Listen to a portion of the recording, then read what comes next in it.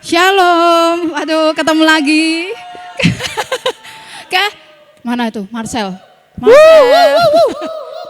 Kayaknya baru hari kemarin deh ketemu ya. Ini ketemu lagi di sini teman-teman. Wah, ketemu Anton yang minggu kemarin nggak ketemu ya kan. Ketemu Golden kemarin ketemu gitu. Ketemu Valen, ketemu Esti, ketemu Ibu hamil ya kan. Ketemu Bayu ya kan. Senang banget bisa sharing di tempat ini lagi. Hari ini temanya apa teman-teman? Ayo, hari ini temanya apa? Ya, 100 100 buat BB ya. Semangat buat BB, besok mau sidang ya. Kita doa bareng-bareng buat BB juga ya teman-teman ya. Oke, yuk kita sebelum kita masuk ke dalam kebenaran firman Tuhan, mari kita berdoa. Selamat siang Bapak, terima kasih Tuhan buat segala penyertaan dan pimpinan Tuhan dalam kehidupan kami. Kami siap Tuhan membuka hati kami, membuka pemikiran kami Tuhan untuk menerima kebenaran-kebenaran firman-Mu Tuhan. Sehingga itu tertanam pada hati kami ya Bapak. Jadikan kami anak-Mu Tuhan yang turut dengan kehendak-Mu ya Bapak. Dan kami mau taat Tuhan apa yang Tuhan mau sampaikan dalam kehidupan kami. Sertai kami Tuhan. Dalam pengenalan kami akan Engkau ya Bapa. Terima kasih Yesus, terima kasih hanya di dalam nama Tuhan Yesus Kristus. Haleluya, amin. Oke teman-teman, tema yang aku bagikan hari ini adalah kebenaran versus pembenaran. Nah, terkadang kita sebagai anak-anak muda sering banget suka hidup dalam pembenaran. Ya, saya kadang masih struggle di bagian-bagian ini kayak gitu. Dengan karakter-karakter yang harus Tuhan mau pulihkan, karakter-karakter yang Tuhan mau bentuk kayak gitu. Dan tanda-tanda dari kehidupan kita sebagai anak-anak Tuhan pasti hidup dalam kebenarannya Tuhan, ya, amin. Bukan dari pembenaran kita gitu. Meskipun berasal dari kata dasar yang sama yaitu benar, tapi arahnya berbeda jauh teman-teman, jauh banget. Ada dua jenis kebenaran, kebenaran apa yang yaitu ada kebenaran yang absolut dan kebenaran relatif. Dua jenis kebenaran ini berbeda, yaitu absolut, kebenaran adalah sesuatu yang benar-benar betul terjadi atau sungguh-sungguh ada. Apa yang benar cocok dengan kenyataannya, bukti tanpa ada kamuflase atau dusta. Tapi kebenaran relatif yaitu kebenaran manusia dari sudut pandangnya sendiri yang terbatas. Nah ini yang sering kita pakai yaitu kebenaran relatif kita sebagai manusia. Di Yohanes 14 ayat 6 dibilang, kata Yesus kepadanya, akulah jalan dan kebenaran dan hidup, tidak ada seorang pun yang datang kepada Bapa kalau tidak melalui aku. Kita tidak mampu meraih kebenaran dengan kekuatan diri sendiri teman-teman. Kita tidak mampu mencapai standar moral Allah yang demikian sempurna. Tapi terkadang kita sok menjadi Tuhan atas diri kita. Padahal dibilang, akulah jalan kebenaran dan hidup. Tuhan sudah nyatakan dalam firman-Nya bahwa akulah kebenaran dan hidup. Tapi kita enggak mau meraih kebenaran itu walaupun sudah hidup dalam pelayanan yang lama. Tapi kita enggak benar-benar hidup di dalam kebenaran Tuhan. Kita enggak bisa meraih itu tanpa pimpinan Tuhan dalam kehidupan kita gitu.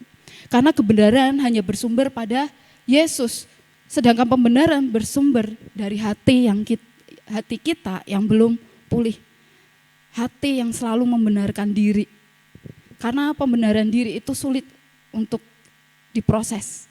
Karena kita selalu menganggap bahwa diri kita selalu benar. Itu struggle yang kita sering jumpai dalam kehidupan kita. Kebenaran Allah sebagai perkenanan yang tidak layak kita terima. Tidak layak berarti tidak pantas. Yang seharusnya kita enggak pantas menerima kebenaran Tuhan. Tapi Tuhan berikan dengan cuma-cuma. Dan Dia memberikan kebenaran itu kepada kita teman-teman. Sebagai anugerah. Sebagai hadiah. Cuma-cuma, gratis. Itulah sebabnya jangan pernah berpikir kita mampu menjadi benar. Karena usaha kita. Karena itu anugerah dari Tuhan. Bukan karena dari usaha kita teman-teman. Di Yesaya 64 Yesaya 64 ayat 6a, saya ambil dari terjemahan lama. Tetapi kami sekalian seperti seorang najis jua, dan segala kebenaran kami seperti sehelai kain yang larah. Larah itu kotor dari terjemahan lama. Ketika aku baca ayat ini, tidak ada kebenaran di antara orang yang saling membenarkan diri, teman-teman.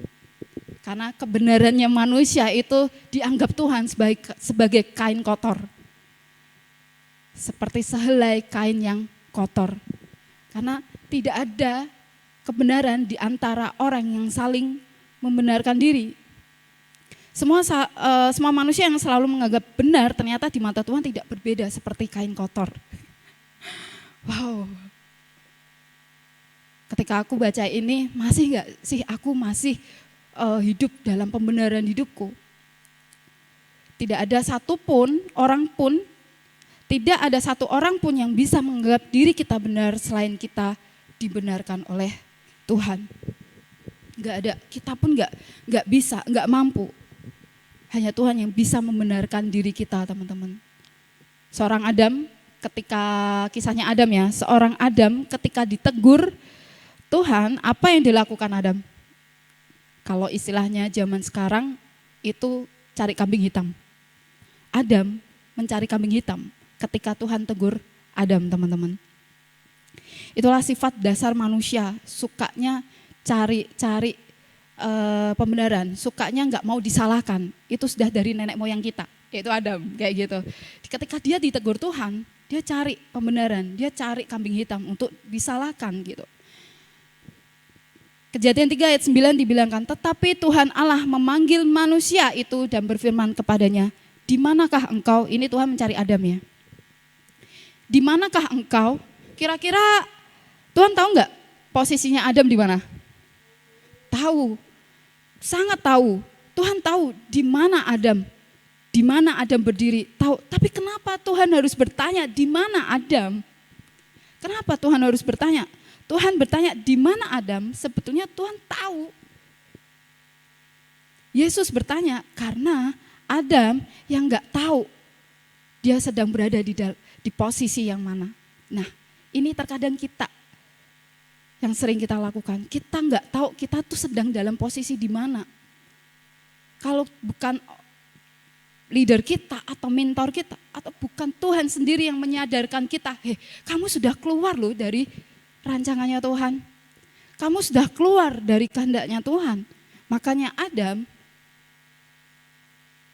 Tuhan mencari Adam untuk menyadarkan Adam bahwa kamu sedang dalam posisi bukan dalam kebenarannya Tuhan.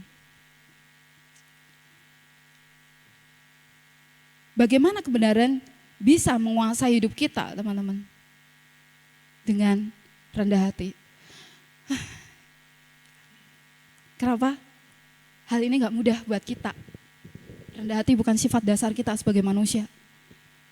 Rendah hati itu sama seperti kita belajar bersyukur. Setiap hari dibentuk, dibangun setiap hari. Dan itu Tuhan, aku sampai bilang, aduh ikut Tuhan tuh gak mudah ya.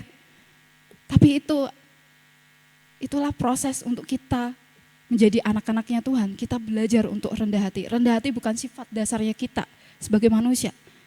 Kita itu makhluk yang paling egois, teman-teman. Kita makhluk yang paling egois. Tanpa kerendahan hati, ya kita akan sulit untuk belajar yang namanya menundukkan diri kita pada otoritasnya Tuhan.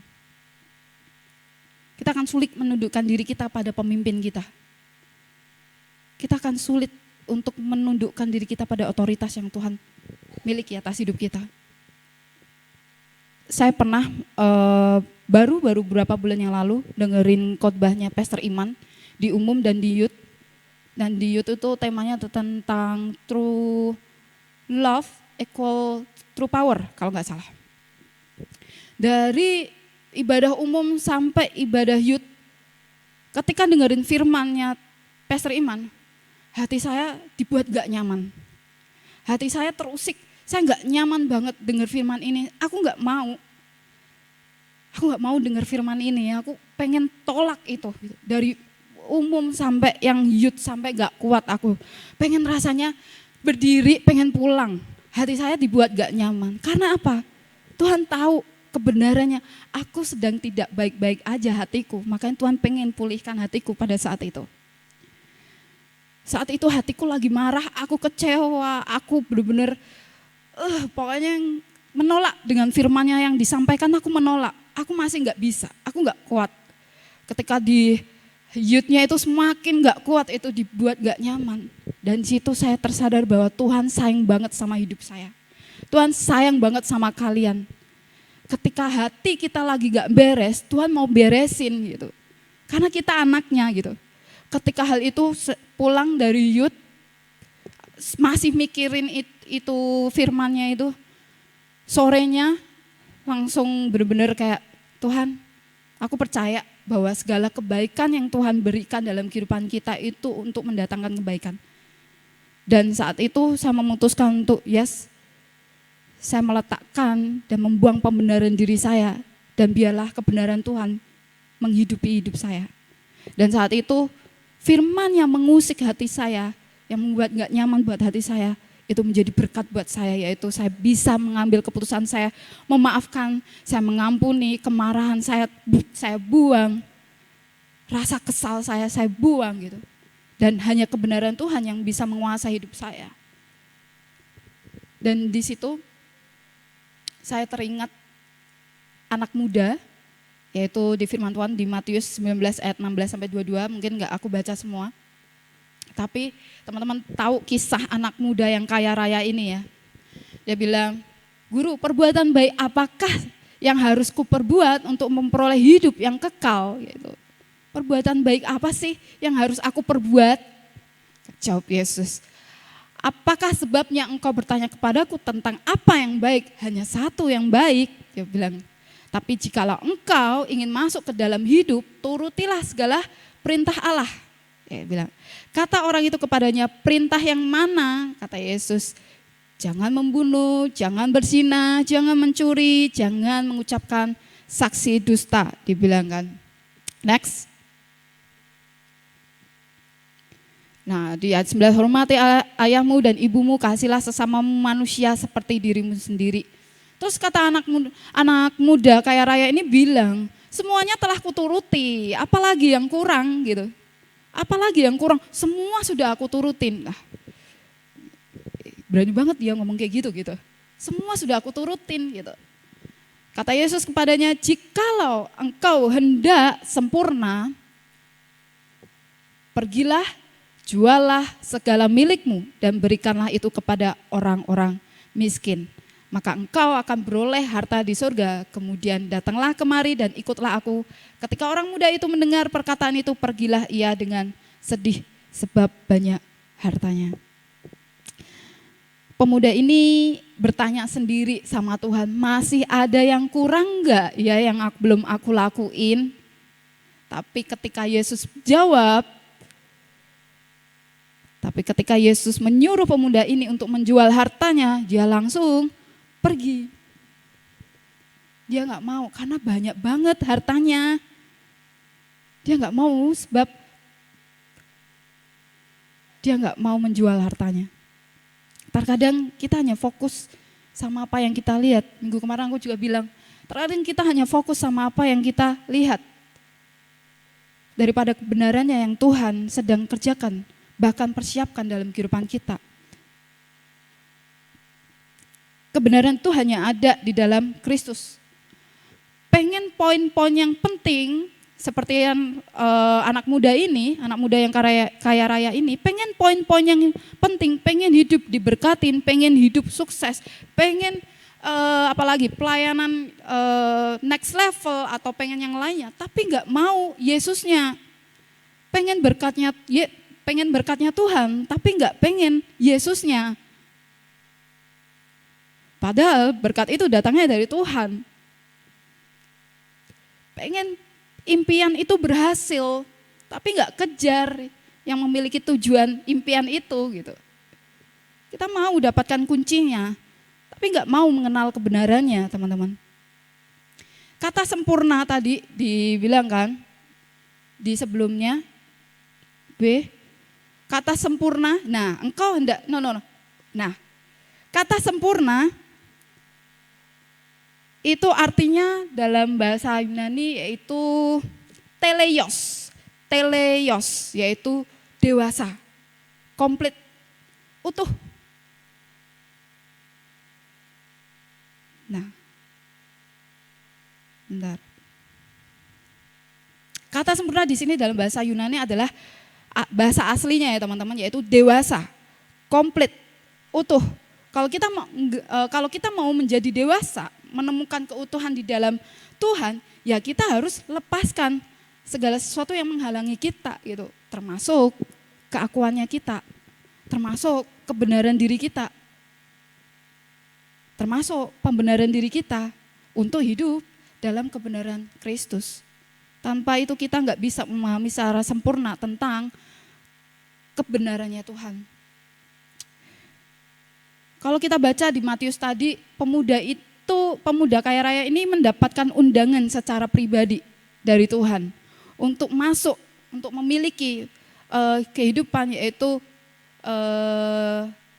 relationship secara dekat dengan Tuhan. Tapi dia nggak mau, pemuda ini. Tuhan sering ketuk kita, hati kita untuk datang sama aku. Tapi kitanya yang nggak mau datang, seperti pemuda ini, nggak mau datang, udah tanya gimana sih hidup di dalam Tuhan, Tuhan kasih lihat nih. Tapi kitanya yang nggak mau, merasa sudah cukup yang aku lakukan ini, apalagi yang harus aku perbuat. Tapi untuk hidup dalam kebenarannya Tuhan, kita nggak mau.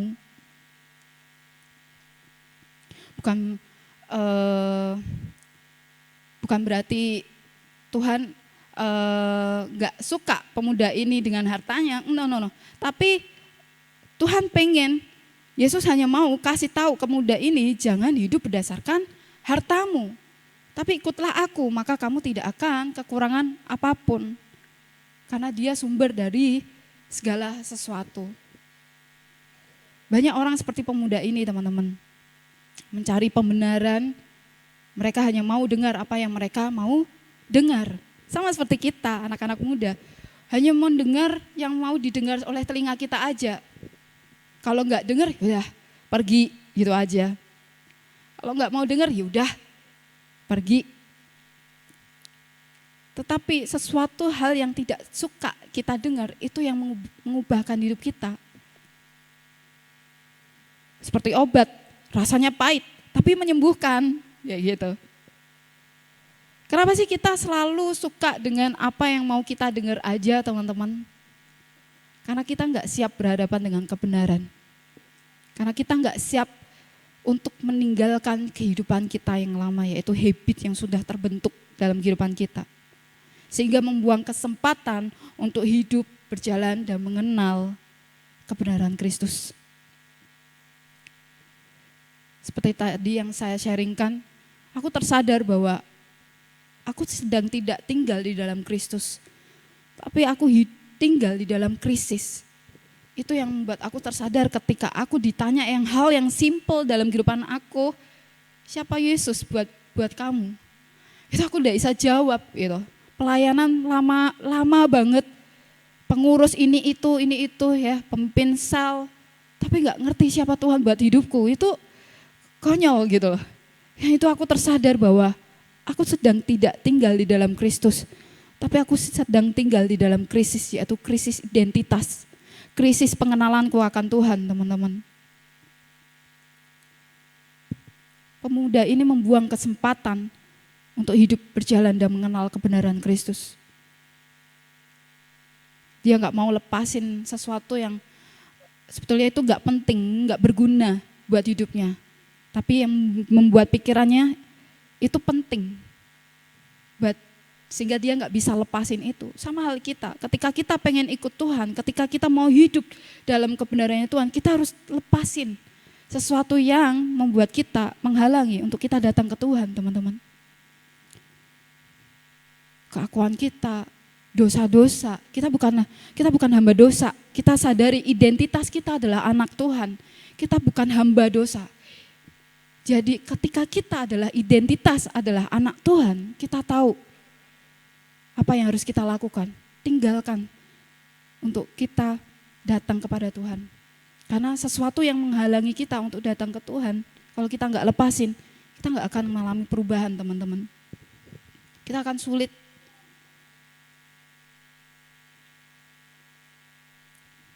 Efesus 2 ayat 6 dibilang, dan di dalam Kristus Yesus telah membangkitkan kita juga dan memberikan tempat bersama-sama dengan Dia di surga.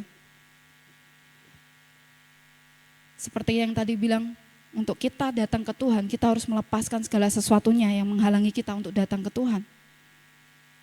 Untuk mengalami kebenarannya, kita harus siap mati bersama Kristus dan bangkit bersama Kristus. Siap gak sih kita mati bersama Kristus?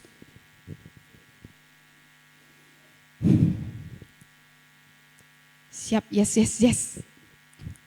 Ya. Pertanyaan simpel, kita siap gak sih mati bersama Kristus? Mati segala hal-hal duniawi kita, kedagingan kita, keinginan-keinginan kita untuk datang ke Tuhan. Kebenaran, Pastor Jeffrey Rahmat dibilang, kebenaran adalah seorang pribadi yang harus dikenal, bukan teori yang harus dipelajari. Kita nggak bisa melajari Tuhan, kita nggak bisa mempelajari Yesus. Kita hanya yang kita lakukan adalah kita mengenal pribadinya, bukan hanya sekedar teori. Bagaimana kita mengenal pribadinya? Kita hidup di dalam kebenaran Kristus. Kita nggak bisa mempelajari Tuhan. Semakin kita mempelajari Tuhan, semakin pusing kita. Kita hanya bisa hidup dan tinggal di dalam Kristus untuk bisa mengenal kebenaran-kebenaran Kristus. Karena di mana ada kebenaran, di situ ada kedamaian, ada damai sejahtera, ketenangan, ketentraman untuk selama-lamanya. Kebenaran memerdekakan dan di saat yang bersamaan, saat kita mengenal kebenaran, akan tumbuh yang namanya damai sejahtera. Banyak orang cari damai, tapi kedamaian yang salah hasilnya adalah frustasi. Banyak orang cari damai di luar sana, bukan di dalam Tuhan, tapi di luar Tuhan, sehingga hasilnya frustasi. Makanya banyak anak-anak muda depresi, banyak anak-anak muda gampang capek, burn out, karena mereka mencari kedamaian di luar Tuhan, bukan di dalam Tuhan. Aku pernah ngalamin ini teman-teman. Gak tenang, gak ada tujuan, gak punya kedamaian, cari kumpul sama teman-teman, pulang ya gak ada perubahan, akhirnya frustasi. Sebenarnya aku harus kemana sih ini jalanku? Ke kiri, ke kanan, ke depan, ke belakang. Tapi Tuhan bilang kan di Yesaya 32 ayat 7, di mana ada kebenaran di situ akan tumbuh yang namanya damai sejahtera. Kenali pribadinya Tuhan, kenali pribadinya dulu, kebenarannya dulu, buahnya kita akan menemukan yaitu kedamaian yang sejati, kedamaian yang sebenarnya. Karena damai sejahtera buah dari kebenaran, bukan dari pembenaran diri teman-teman. Buah dari pembenaran diri, karena damai sejahtera buah dari kebenaran bukan dari pembenaran diri.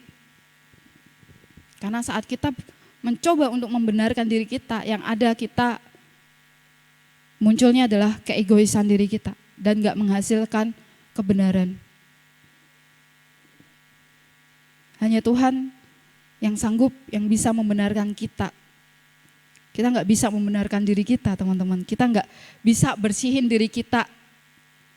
Yang bisa bersihin diri kita cuma Tuhan, yang bisa benerin diri kita cuma Tuhan.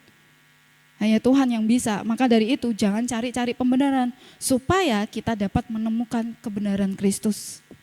Seperti yang aku bilang, Tuhan tahu anaknya lagi gak oke, hatinya lagi gak beres. Makanya Tuhan usik itu hatinya supaya balik ke Tuhan lagi. Dengan cara apapun, dengan dengerin firman, ketika datang di ibadah, ketika ngobrol sama leader, pemimpin, ketika ngobrol sama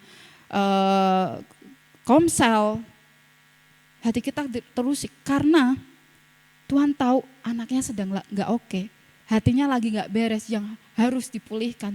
Seperti Adam ketika dicari Tuhan, Tuhan tahu posisinya Adam. Tapi Tuhan berusaha untuk cari Adam, untuk menyadarkan Adam bahwa kamu sedang berdiri dalam posisi yang tidak benar, keluar dari kehendaknya Tuhan. Firman Tuhan bukan tempat mencari pembenaran terhadap apa yang kita yakini, tetapi tempat untuk kebenaran, untuk menemukan kebenarannya sejati teman-teman. Firman Tuhan bukan tempat untuk mencari pembenaran diri kita terhadap apa yang kita yakini, tapi tempat untuk menemukan kebenaran sejati. Hidupi kebenaran Tuhan, bukan pembenaran diri kita. Kalau kita mau dibentuk, kalau kita mau diproses Tuhan, tinggalkan segala sesuatu yang menghalangi kita untuk kita datang ke Tuhan. Saya percaya itu enggak mudah, ini struggle buat kita semua. Tapi ketika kita mau masuk dalam kebenarannya Tuhan, kita mau masuk dalam hadiratnya Tuhan, kita harus lepaskan segala sesuatu. Tuhan tahu kok masa lalu kita. Tuhan ada di kegagalan kita. Tuhan ada di masa lalu kita. Tapi Tuhan juga ada di masa depan kita, teman-teman. Tuhan ada, itu kebenarannya. Kebenarannya Tuhan ada di masa depan kita. Jadi kenapa kita harus takut, kenapa kita harus khawatir? Kenapa sih kita harus merumitkan kepala kita, pikiran kita bahwa kebenarannya Tuhan ada di masa depan kita. Makanya untuk kita menemukan masa depan kita, kejar yang punya masa depan kita gitu. Tapi kita yang nggak mau kejar, kita nggak mau yang menuju yang memiliki tujuan hidup kita. Makanya kita sering yang namanya membenarkan diri sendiri dengan apa yang kita yakini. Ini menjadi teguran buat saya pribadi bahwa kita nggak bisa hidup dalam pembenaran diri kita untuk kita masuk dalam kebenarannya Tuhan. Kalau kita mau siap jadi anak Tuhan, kita harus siap untuk berperang. Kalau kita siap untuk menjadi anak-anak yang terang, kita juga harus siap untuk berperang. Lawan itu yang membuat kita jatuh dalam dosa, karena kita bukan hamba dosa. Berapa kali yang ngalami itu bukan teman-teman, pribadi aku juga ngalamin, tapi bagaimana kita keluar dari hal-hal yang berusaha iblis curi dari diri kita untuk memisahkan kita dari kasih Kristus gitu. Ada hal-hal yang membuat kita sering jatuh. Tapi kenapa kita mudah banget ditipu sama iblis? Kenapa? Karena kita nggak pegang firman-Nya, kita nggak pegang kebenarannya. Makanya kita sering jatuh di lubang yang sama. Aku pernah loh hidup dalam kejatuhan yang di lubang yang sama sampai ya ampun aku bebal banget ya. Tapi kita bersyukur punya Tuhan yang sangat sabar sama kita gitu loh. Dengan jatuh berulang kali di hal yang sama, di lubang yang sama, tapi dia tetap sabar buat menunggu kita untuk datang ke kita. Untuk datang ke Tuhan gitu. So teman-teman, firman Tuhan bukan tempat mencari pembenaran terhadap apa yang kita yakini, tetapi tempat untuk menemukan kebenarannya sejati. Yuk, kita persiapkan perjamuan kudus, teman-teman mungkin yang bertugas.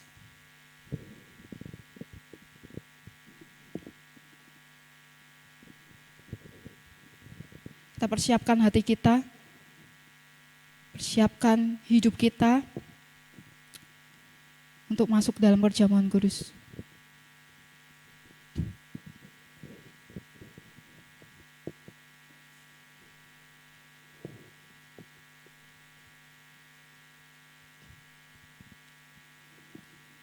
Aku undang untuk teman-teman bangkit berdiri.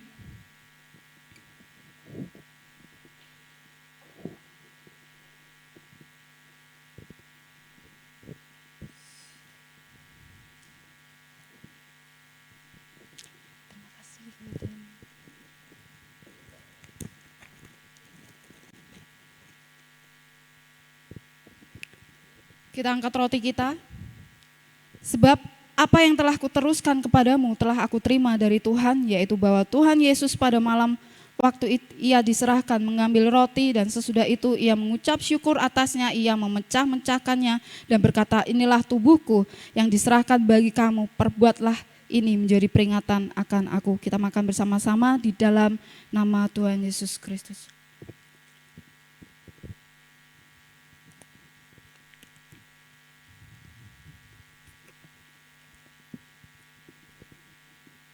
Kita angkat anggur, kita. Demikianlah juga ia mengambil cawan sesudah makan lalu berkata, Cawan ini adalah perjanjian baru yang dimeteraikan oleh darahku. Perbuatlah ini setiap kali kamu meminumnya menjadi peringatan akan aku. Kita minum bersama-sama di dalam nama Tuhan Yesus Kristus.